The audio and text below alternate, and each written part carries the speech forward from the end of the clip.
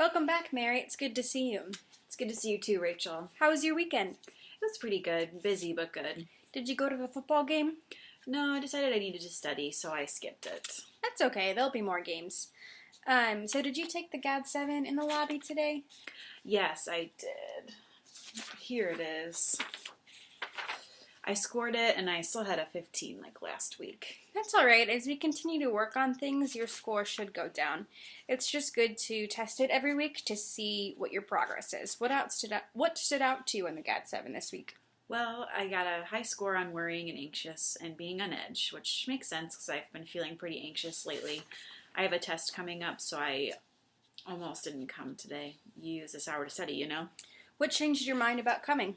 Well, I was feeling really anxious, and I thought that if I came and felt less anxious, my studying might be more productive. That's good thinking. I'm glad you came. Me too. Okay, what would you like to talk about today? And is it okay if I take some notes? Yeah, sure, go ahead. Well, I have that test coming up. Yes, you mentioned that. It's in 5 days, and I'm freaking out about it. I really want to do well, and I need a certain grade to pass, and I just really don't want to fail out. Okay, Mary. I'll add that to the list. I can tell that this one bothers you.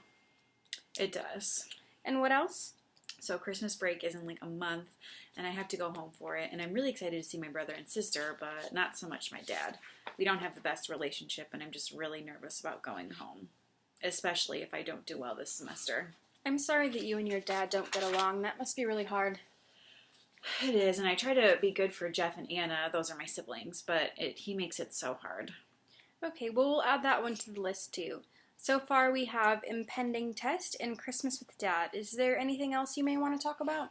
Well, this kind of goes with the test one, but I've just been feeling really terrible, like a really terrible nursing student lately. I made a huge mistake at my clinical, and my classmates are always doing better than me, and I don't really get along with them. They're always talking about me, and my clinical group always makes sure I get a bad assignment. I can see how that would be frustrating to feel like you're not supported by your peers. Yeah, like no one ever wants to work with me on group projects, and don't get me wrong, I'm so independent, but some support would be nice sometimes. That must be stressful. What should we call this one? Unsupportive students? Yeah, I like that. Okay. So update me. You've been taking the melatonin for a week now. Is it helping? Yeah, a little, I guess. I seem to have a hard time falling asleep still, but once I do, I'm not waking up like I used to. So I think it's making me stay asleep, but it still takes me like an hour or two to fall asleep once I go to bed. Okay. Well, it seems to be helping in some ways, so that's good. Yeah, I'm really glad I'm not waking up like 10 times anymore. That was exhausting. I can only imagine how hard it is to not get sleep. Now let's set the agenda. Did you want to add your difficulty falling asleep to the list? Yeah, it's really annoying, so let's do it. You should call it Sleepy Mary. Okay. And before we start prioritizing this list, did you get a chance to read that article on sleep hygiene and track your sleep? Yes, I did read it. It was really interesting, and it was a short article, which is always a plus in my book. What stood out to you about it? Well, there were some things in it that I don't think are feasible for me right now, like going to bed and waking up at the same time every day, just with school and clinical and activities, and it's hard to be super consistent. But I take less naps. I didn't realize taking too many naps during the day could actually make it harder to sleep later that night. I was just trying to catch up. I'm also going to try and watch my caffeine and food intake as it gets later. I'm glad you liked the article. It's interesting how some small changes can make a big difference. And were you able to track your sleep? Yes, I did it every night because I don't do anything halfway. I can see doing things right and well is important to you. Yes, it is. Here, I'll show you my chart. So I found that on the nights where I have clinical the next day and have to get up early, I'm actually going to bed later on days when I don't. That's because I go to clinical on Wednesdays and Fridays. I have my anatomy class on Tuesdays and Thursdays, and I always go to the library after that class and study for hours to make sure I remember the material. Also, I learned that on the days when I have quizzes, I don't sleep as well the night before. Okay, that's interesting. And what can you take from this? Well, I probably shouldn't stay in the library too late, and I don't know what else. I think there's more to learn, so I may keep tracking my sleep if that's good with you. I think if that's something that could help you, you should do it. Sweet, I will. So what's next, Rachel? Now let's take all the things you wanted to talk about and decide what we're going to talk about first. So our 4 topics are impending test, Christmas with Dad, unsupportive students, and Sleepy Mary. Dang, that's a lot. I know it may seem overwhelming, but we'll tackle one thing at a time and it will seem less daunting. Deal? Deal. But how are we ever going to fix them all? Well, in cognitive behavioral therapy, which is what we've been doing, our thoughts, emotions, and actions all affect each other. So the thoughts you have and feelings of anxiousness will affect how you act, such as your sleep problems and the panic attacks that you mentioned last week. Okay. Let me show you something. See, we have this triangle where we have our behavior, thoughts, and feelings. See how they all intersect and affect each other?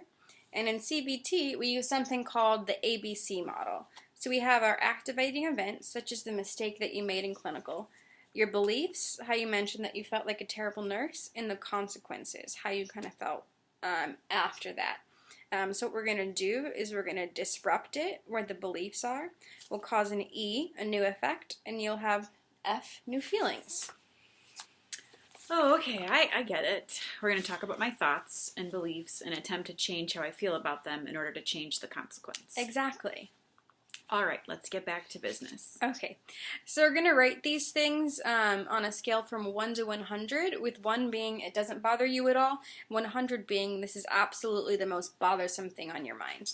Okay, that sounds good. So on a scale from 1 to 100, how would you rate impending test? Oh goodness, probably like a 90. So that test has you feeling pretty anxious, huh? I mean, gosh, yes, I really need to do well on this one. I got to be at my last test, and if you have to get at least a B- in the class to pass, and I need to do well on this test, I don't get B's. I'm Mary Barnes, and Barnes get A's. Okay, so impending test is 90, and I can see even the thought of this test is making you very anxious. Mm-hmm. Most definitely.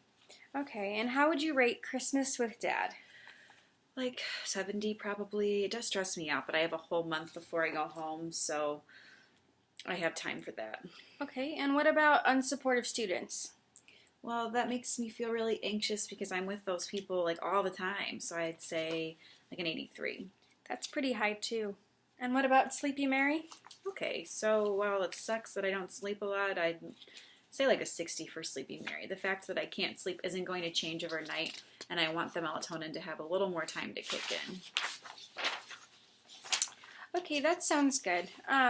So it seems like the test, which you rated 90, is causing you the most anxiety. So we can talk about that one first. And the next highest was unsupportive students, which you rated an 83. So we can definitely talk about your test and then probably move on to unsupportive students if we have time. But that and Christmas with Dad might have to be pushed to next week if we don't get to them. Is that okay? Yeah, that sounds like a good plan to me. I think if I pass my test and feel better about the other students in my class, I might actually sleep better. I think that's a very good theory. You are very dedicated to this therapy, and even though it's only week 3, I can tell that it's very important to you and you want it to work. It really is, Rachel. I've done therapy in the past and it helped, so I just want to get back to a place where I'm not anxious all the time anymore. And I want to do well in life and honor my mom. I really miss her, and I want to be a woman she's proud of. I can already see that you're becoming that woman. Thanks, Rachel. You're welcome. So first on the agenda is your test this week. Why don't you tell me about it?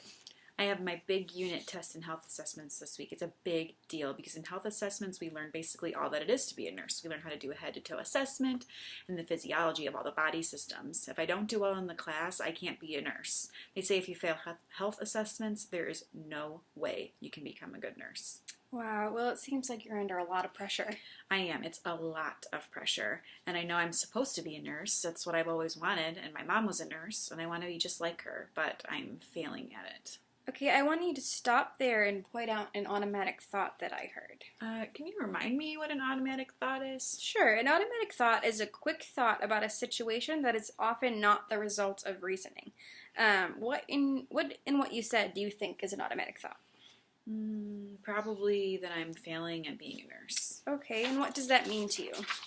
Well, it would mean that I'm wasting my time, that none of what I'm doing or studying is worth it. If I'm failing at being a nurse and learning to be one, well, why should I even try? I mean, I've been studying my butt off for this test, and I still feel like I'm going to fail. And when you think of the phrase, I'm going to fail, how does it make you feel? It makes me feel like I'm not good enough. I'm not good enough. That's another thought. How does it make you feel when you think, I'm going to fail or I'm not good enough? I don't know, makes me feel overwhelmed and angry. I'm really sad.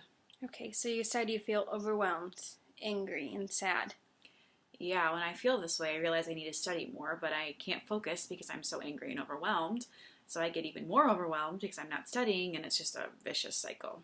I can see how that would be very stressful. How are you doing in your health assessment class going into the test?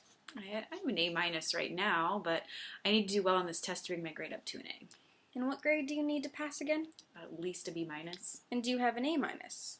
That's a whole letter grade above the minimum. Yeah, I know, but if I fail this test, it will bring my grade down even more, and it make even closer to failing the class. And I really, really want an A. And I feel like all the studying in the world isn't even going to make me pass the test. And how did you do on the last test? I got a B, which is what brought me down from an A to an A-. My grade keeps just going down. And what about the test before that one? I got A's. I studied more for those, though. And what about your other classes? How are you doing in those? I'm actually doing really well. I have A's in all my other classes. Well, that's good. I mean, yeah, it is, but this one class could blow everything. It doesn't matter if I pass the others. If I fail health assessments, I have to repeat the year or change my major, and neither one of those are an option. I'm taking out enough student loans as it is, and I can't afford to go off course, and I don't think I could face my dad if I failed that class. I don't know what I'd do. He'd never forgive me. I can hardly please him now, let alone if I fail this test and fail nursing school. Okay, and what does failing nursing school mean to you? It would mean that I'm stupid and a disappointment, and my dad was right about me. What do you mean your dad would be right about you? Well, pretty much forever, my dad's been really hard on me. I'm the oldest, and I need to set a good example, but it never seemed to be good enough, and Jeff and Anna are always good at things. Jeff's a football star, and Anna is amazing at the piano. I tried my best to be the best student possible. I entered every competition and won a ton of them, but my dad always had something to say about it. He was angry at me when I was the salutatorian instead of the valedictorian. My mom was the one who was always supportive and balanced out my dad. But ever since she died, well, it's just been a lot worse. I'm so sorry. That must have been so hard for you. And when you feel like what you do isn't good enough. Yeah, it has been. So when I told my dad I was going to nursing school and be a nurse, like my mom, he just scoffed and said, "Ha, good luck." So I have to succeed. I can see why it's so important to you. So just to rephrase, passing this test and nursing school in general means so much to you because you want to honor your mom, be successful, and make sure your dad was wrong about you. Pretty much. But I feel like I'm going to fail, so I don't really know what I can do to stop it. Let's talk about that for a minute. About if you fail. Not the class, but the test. What does it mean if you fail? Well, honestly, in my mind, anything below an A- would be awful. Even an A- is pushing it. Okay, so tell me, what would happen if you got a B plus on the test? I don't even want to think about that. Just humor me for a second. What would happen? Well, I'd probably cry. Okay, and then what? I'd look back at what I did wrong and make sure I knew what I did wrong. Okay, and then what happens? I study way harder for the next test and try really hard on the assignments. And then what? I don't know. Take another test. And if you get a B plus on this test, what happens to your grade? To be honest, it'd probably stay the same, but it wouldn't be an A. But you wouldn't fail the class. Well, no, I wouldn't fail the class. So let me tell you what you just told me.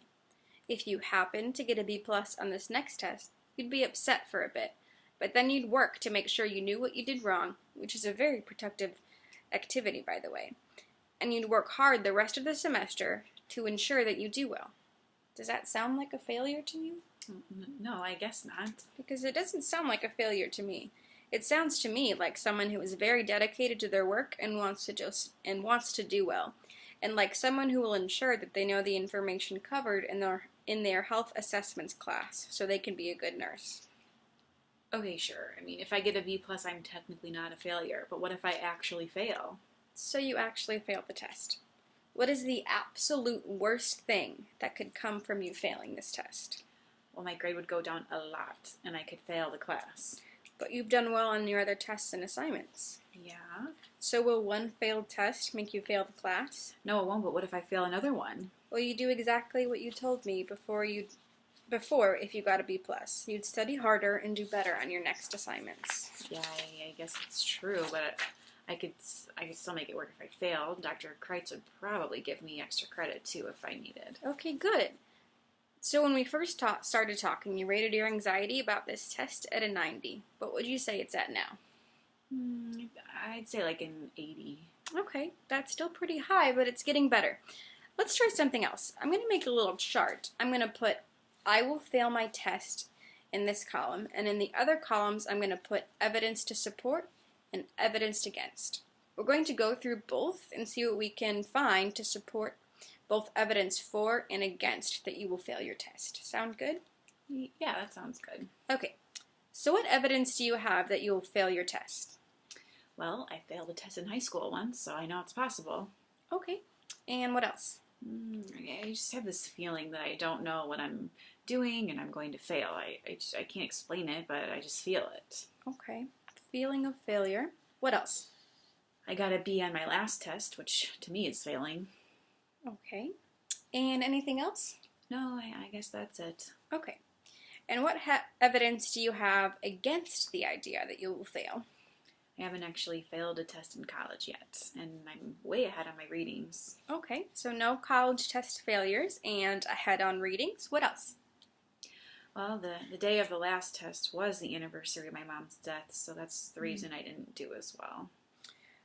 I'm sorry to hear that the anniversary was hard for you. Had you done well on the previous tests? Yeah, I usually get 100%. Okay, well that's another reason why, don't you think? Yeah, I guess it would be. All right, what else? Dr. Kreitz really likes me and tells me I do well, so it must be true. That's awesome that your professor thinks so highly of you. Yeah, it is. And one more thing. I study all the time. All right, I'm putting that under evidence against. Now, we're going to rate each of these statements 1 to 100 on how strongly you believe they will affect your outcome.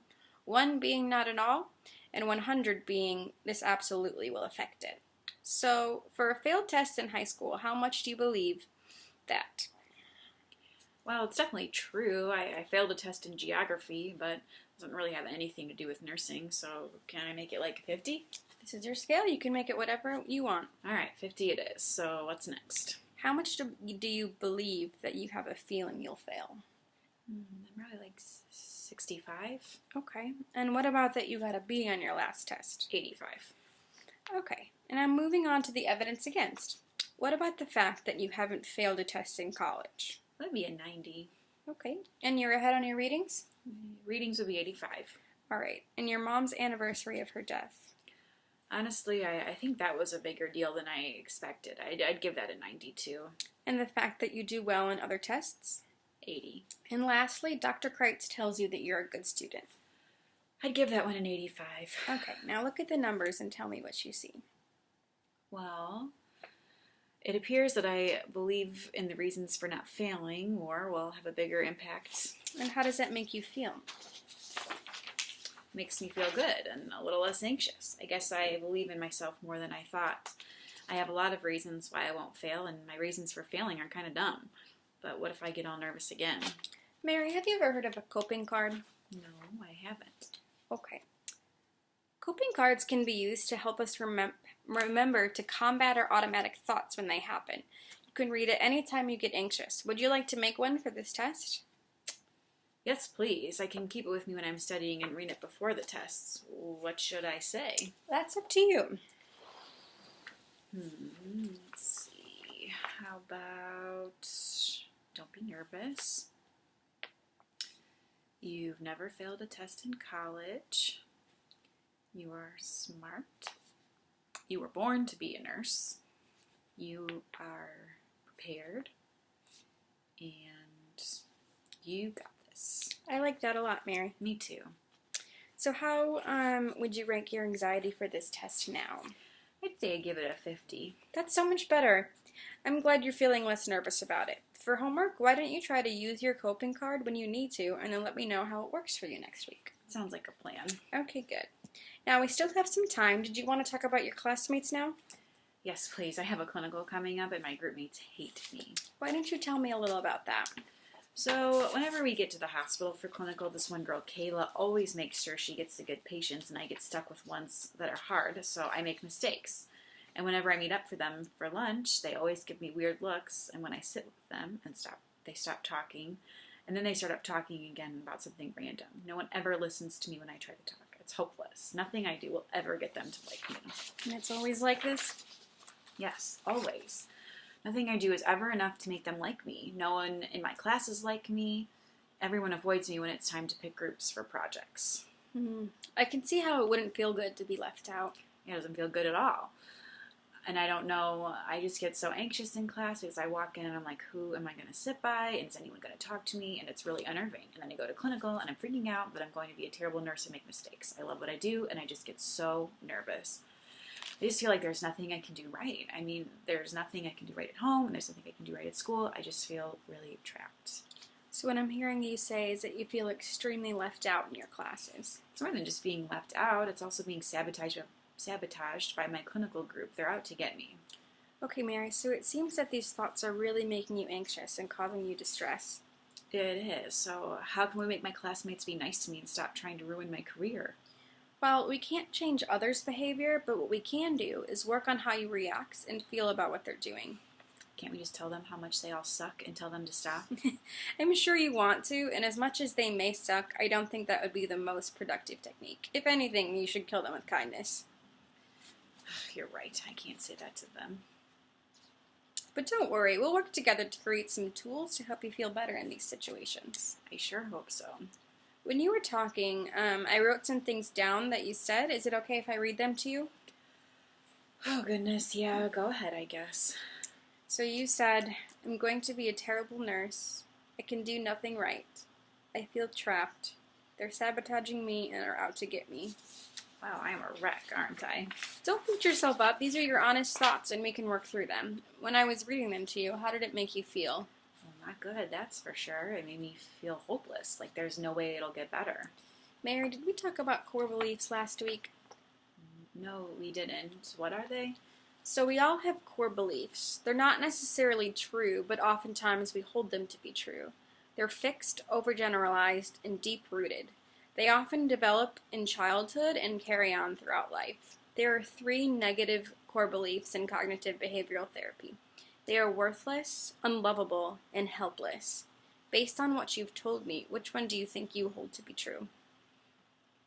Well, considering my relationship with my dad and the fact that I feel like I can't do anything right, I'd say that I feel pretty helpless.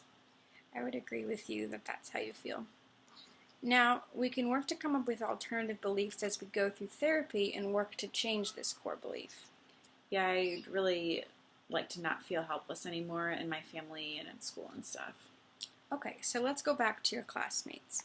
When did it start that they were ignoring you in class? Just this year, I guess. I mean, last year was pre-nursing, though, and our class was cut in half at the end of freshman year, so there's only 40 of us now, so it's a small group. And this all only started this semester. Is there anyone in your class that you feel like you could talk to? Well, there's this one girl, Abby. She's usually nice to me, but I'm nervous to go talk to her and sit by her, so I usually just sit by myself. What do you think could happen if you sit by her? People would probably stare at me and wonder why I'm not sitting by myself, And then what could happen? people could yell at me, I guess. And what else? Abby could yell at me. Has Abby ever yelled at you? Well, no. And do you think she would? No, probably not. So what else could happen if you sat by her? I mean, I guess nothing could happen and we talk and we could be friends. What's the name of one of your friends that's not in the nursing program? My friend Emma is an education major. Okay, so if Emma was having this problem in her classes, what would you say to her? Tell her to suck it up and sit with Abby, not to care what everybody else thinks. So do you think you could follow that advice? I guess. I want to propose a behavioral experiment. Okay. Do you think you could sit with Abby in your next few classes and then tell me how it goes? I don't know. Okay, well, what if first you talk to Abby after class, and then in the next class sit with her? I think that sounds more doable. Okay, why don't you do that and we'll talk about it next week. So what about all these feelings of anxiousness around them sabotaging me and feeling like a bad nurse at clinical? Those aren't going to go away with me just talking to Abby. Is this therapy even going to help me with that? You're right, and befriending Abby may not help you with all of your anxious thoughts. And it must be frustrating to feel that therapy isn't going to help. It is frustrating. I don't want to waste my time when I could be studying. I don't want to waste your time either. I do believe, however, that we can work on your problems one at a time and you will feel better. I wish there was some kind of quick fix and I could help you feel better in one session. Unfortunately, that's not how core beliefs work, and it's going to take some time. But if you're willing to put in effort, I am too. I'm in this with you. Yeah, I know it'll take some time, and I'm in this. I'm happy to have your support. It makes me feel better knowing you're here for me. Thanks, Rachel. Of course, Mary. I'm here for you. So what can we do? Well, how do you feel about charts? I love charts. All right. I know you're tracking your sleep still, but, well, for homework this week, I was thinking we could utilize a thought record to track your automatic thoughts and feelings and see if we can spot patterns, and you could start to come up with alternative thoughts that could explain situations. But I feel like I already know what's bothering me. Yes, but this is a way we can discover which thoughts are the most distressing and come up the most often in your mind. And we can start with that next week and go from there. Sounds good, actually. Could you help me start it, though? Of course. We'll go through one of the situations that you mentioned so you'll know how to fill it out in the future. Okay. So here's the chart I have. There are 5 columns. The first is the situation that's causing you stress. The next one is the automatic thoughts that you are having about yourself or the situation. Then it's the emotions that are evoked. Then the behaviors that you exhibit. And the last column is very important, and it can be difficult, but I want you to try. It's an alternative thought or explanation that could explain what's happening in this situation that's different from your automatic thought. That seems simple enough. Do I do this with all my thoughts? I mean, I have a lot of thoughts. You don't have to do it all the time, just with the thoughts that are causing you the most stress. You can fill it out in the moment when it happened, which is what I would suggest doing if you can. But if you can't, you can fill it out later when you have time. Okay, let's do one. Alrighty. Well, which thought would you like to focus on? Well, since I'm going to talk to Abby, let's not do one that revolves around my classmates. Let's do when I made a mistake at clinical last week. Okay, why don't you write this down so you can get some practice? Okay. Situation. Made a mistake at clinical. Okay, and what were you thinking when it happened? Thoughts. I thought I am a terrible nurse. Okay, and what emotions did you feel at this time? I felt really anxious and sad and angry at myself. And when you made the mistake and thought, I'm a terrible nurse, and felt angry at yourself, sad and anxious, what kind of behavior did you exhibit? I locked myself in a supply closet, cried, and had a mini panic attack. I'm sorry that happened to you. It's okay. I cry at clinical often, actually. Okay. And what could an alternative thought about that situation be? Man, I don't know. I made a mistake. I'm a bad nurse. Do you think being perfect is actually attainable? Do you think that even the best nurses make mistakes? Probably. So if even the best nurses make mistakes, isn't it okay if you make one once in a while? Yeah. So what's an alternative thought you could make about this situation? Well, I guess making one mistake doesn't make me a terrible nurse. An alternative thought could be, it's okay, I made a mistake, and I can learn what to do next time. That's good. Write it down. So you can use this record to see what thoughts and feelings pop up the most and how you react to them. And you can start training your brain to learn how to think the positive alternative thoughts and eventually be your own therapist. Okay, I can do this. All right. So at the beginning of this session, you rated your anxiety about your classmates at an 83. What would you rate it now that you're planning on talking to Abby and are doing the thought record? I'd say 60. That's so much better. Yeah, it is. Thanks. Hey, you've been doing all the work. Now, let's review because it's almost time to go. All right. So today we talked about how you felt anxious about your upcoming tests and your classmates who don't include you. Your level of anxiety about them went down for both after we discussed them and proposed a behavior experiment. You're going to keep taking melatonin and continue to track your sleep, and we'll talk about your sleep and your dad next week. Yeah, and we helped me realize that one mistake at clinical doesn't make me a terrible nurse. My classmates make them too, and I probably won't fail this test, and even if I don't do super well, my grade will be okay. Very good. And we also discussed today that your core belief seems to be helplessness, as you tend to feel helpless at home and when it comes to your studies. But You are very dedicated to your studies and believe wholeheartedly that you're supposed to be a nurse. And I believe wholeheartedly that we will change this core belief and you'll be all right. Me too. Now for homework next week, you are choosing to continue to track your sleep, which if at any point you feel is too much, you can stop that.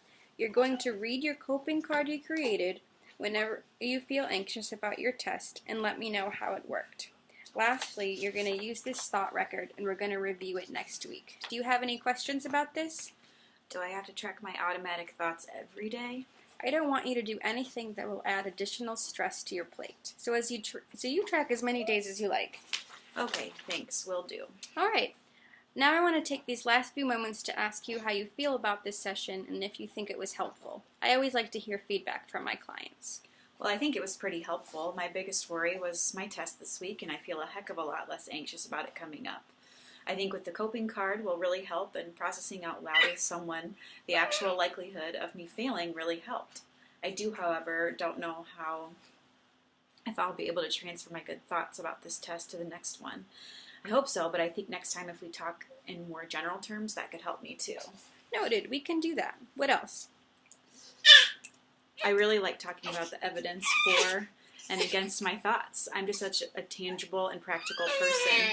So bringing in actual evidence helped my brain see the truth. I also think that the thought record will really help me, and I'm glad we started it here first. That helped me. I'm glad it did. Is there anything else? No, I think that's it. I think this is going to be really good, Rachel. I can tell working with you is going to help because I already feel better. I'm so happy to hear that, Mary. Good luck on your test this week. I mean, you don't even need luck. You're going to be fine. Don't worry. You're such a good student. Thanks, Rachel. I'll see you same time next week. Yep. And if you need anything or have any questions, you have my email. You can reach me there. Thank you. See you next week. See ya.